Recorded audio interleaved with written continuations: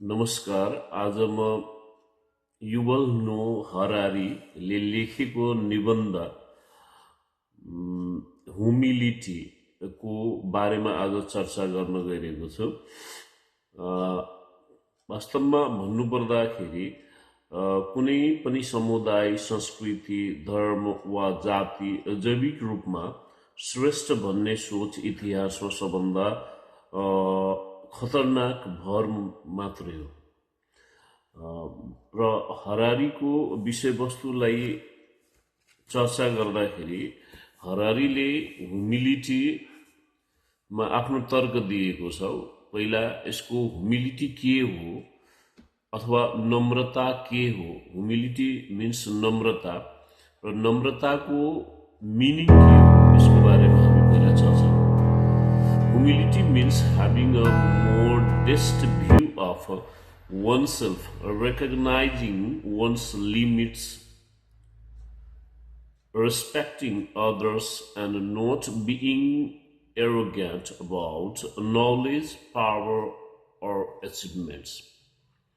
भन्नाले नम्रता भनेको आफूलाई महान ठान्ने घमण्ड नगरी आफ्ना सीमाहरू स्वीकार गर्ने र अरूलाई सम्मान गर्ने गुण हो। नम्र व्यक्ति सधैँ सिक्न तयार हुन्छ र सबैसँग सरल र सभ्य व्यवहार गर्छ।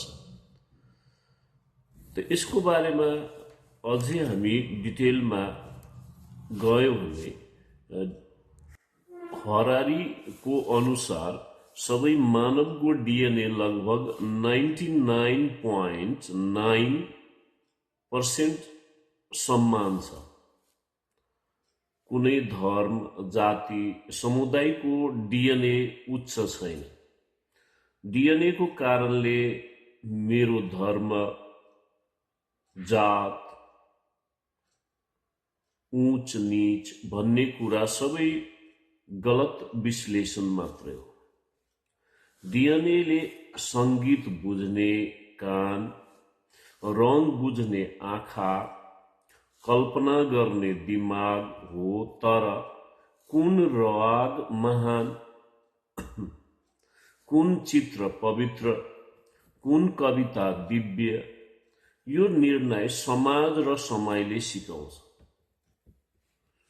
मोरालिटी र स्पिरिचुअलिटी, जैविक र सांस्कृतिक उत्पादनको बारेमा हरारीले यस्तो तर्क दिएको छ।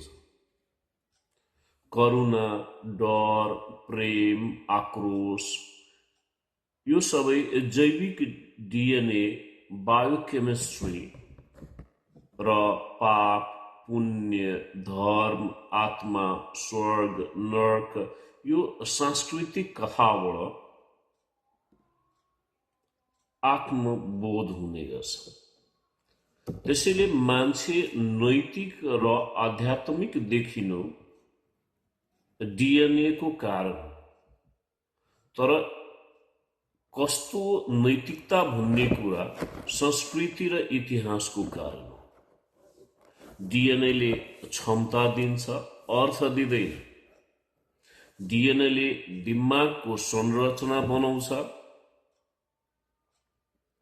अनुभूति गर्न सिक्ने क्षमता दिन्छ।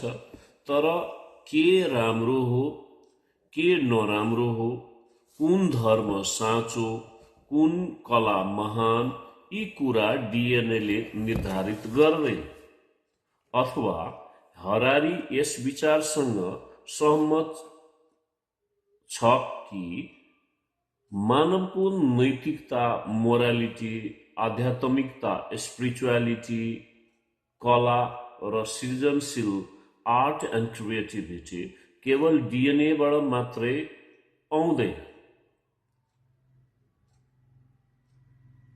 र यो सकभर यसमा विभिन्न किसिमका विचारहरू पनि अलग अलग विचारहरू दिएको छ। हरारी यससँग अझै के एड गरेको छ कि वास्तवमा हरारीले के भन्ने गर्छ, he says that morality, art, spirituality, creativity are the universal human capacities rooted in our DNA but shaped by culture and history. अथवा यो सबै मानवमा हुन्छ, यो रचना गर्ने क्षमता, आध्यात्मिकता, नैतिकता, कला, सृजनशीलता, यो कुनै पनि जात जातिको अथवा धर्म समुदायको मान्छेमा हुने गुणहरू जुन डिएनएबाट नै आएको हुन्छ र डिएनए ले